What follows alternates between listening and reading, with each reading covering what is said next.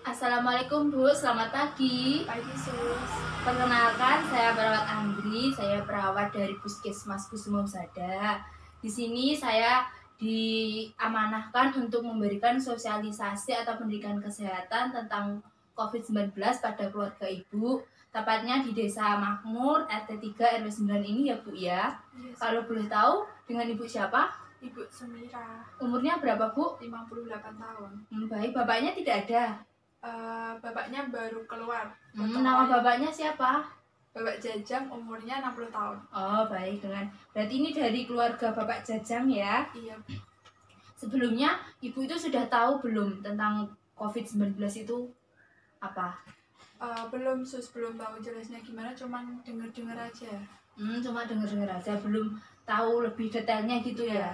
Jadi ini nanti saya akan menjelaskan lah ya, nggak panjang sih Sus, paling cuma 5-10 menit nanti selesai penjelasan dari saya. Nanti saya akan menjelaskan tentang apa itu corona, apa itu virusnya, apa itu covid itu, dan gejalanya bagaimana, pencegahannya gimana. Ini saya berikan brosur, bisa sambil dibaca dan didengarkan penjelasan dari saya ya Bu. Iya. Baik, kita mulai ya Bu ya. Yang pertama, coronavirus itu merupakan suatu kelompok atau keluarga besar virus yang dapat menyebabkan infeksi saluran pernapasan atas ringan hingga sedang pada hewan atau manusia. Jadi corona itu bisa menyerang hewan juga, bukan cuma manusia ya Bu ya. Dan virus corona itu bisa menyebabkan gangguan pada sistem pernapasan, pneumonia akut sampai kematian. Jadi corona itu bisa menyebabkan kematian juga Bu. Kan Ibu biasa lihat TV kan banyak kan orang meninggal karena corona. Dan virus corona itu bisa menyerang siapa saja Bu, baik bayi, anak-anak, orang dewasa, lansia seperti ibu hamil maupun ibu menyusui juga. Dan asal mula corona itu dari luar negeri Bu, dari Cina. Awalnya itu ada kehadiran perdagangan hewan liar di pasar makanan laut Wuhan, di mana kasus pertama corona itu muncul Bu. Jadi Indonesia itu kayak klaim kayak corona itu mampir ke Indonesia gitu Bu. Setelah itu gejala klinis dari corona atau COVID-19 itu biasanya menyebabkan penderita atau orangnya itu mengalami flu, seperti hidungnya itu berair dan meler. Terusnya kepalanya itu juga sakit, batuk, nyeri tenggorokan, dan demam. Terus gejala penyakit infeksi pernapasan berat itu seperti nanti orang yang kena corona itu demam tinggi, batuk berdahak, bahkan bisa batuknya itu mengeluarkan darah gitu Bu. Setelah itu sesak napas dan dadanya nyeri. Namun secara umum ada 3 gejala yang menandakan seseorang terinfeksi virus corona, yaitu demam, batuk, pilek, dan sakit tenggorokan. Terus orang yang terkena corona itu dilakukan isolasi kalau pasiennya masih OTG atau orang tanda gejala itu dilakukan isolasi mandiri. Sedangkan kalau sudah positif nanti dilakukan isolasi oleh dinas kesehatan yang terkait gitu Bu. Nih Bu, seperti ini gambarnya, Bu bisa melihat gejala klinis orang yang terkena corona itu batuk, pilek, demam, sakit tenggorokan, letih lesu, sakit kepala, ini gangguan pernapasan ya Bu. Dan penularan corona itu kita sebenarnya nggak tahu, tapi kita harusnya mencegah gitu Bu. Pencegahan virus corona yang pertama itu kalau Ibu batuk sama bersin itu harus menutup mulut, tapi kalau bersin menutup mulutnya itu jangan pakai tangan, tapi menggunakan siku atau di baju Ibu gitu. Kalau boleh tahu Ibu udah sering pakai masker kalau pergi kemana-mana? Belum. Belum. Kalau pesawat juga nggak pakai masker? Nggak pakai. Oh ya, nanti saya kasih masker ya Bu, jadi Ibu bisa pakai nanti kalau keluar rumah. Setelah itu menjaga kebersihan dengan mencuci tangan menggunakan sabun dan air mengalir atau pembersih tangan berbasis alkohol. Kalau boleh tahu Ibu sudah menerapkan cuci tangan dengan benar? Kalau cuci tangan biasa pakai air gitu. Belum cuci tangan dengan benar gitu belum. Dan nanti saya akan mengajarkan dan mengajak Ibu untuk cuci tangan dengan benar ya Bu ya.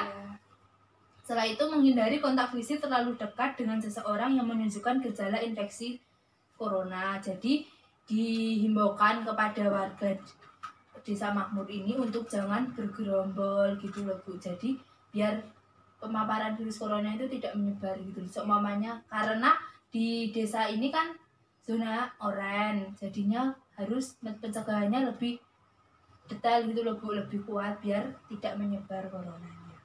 Setelah itu menghindari kontak fisik dengan hewan liar tanpa menggunakan pelindung ya Bu. Setelah itu kalau Ibu masak daging dan telur itu harus dimasak dengan matang ya Bu ya. Ya. Sampai di sini ada yang ditanyakan Bu? Jadi kalau ada orang yang terpapar virus corona itu langkah yang pertamanya gimana?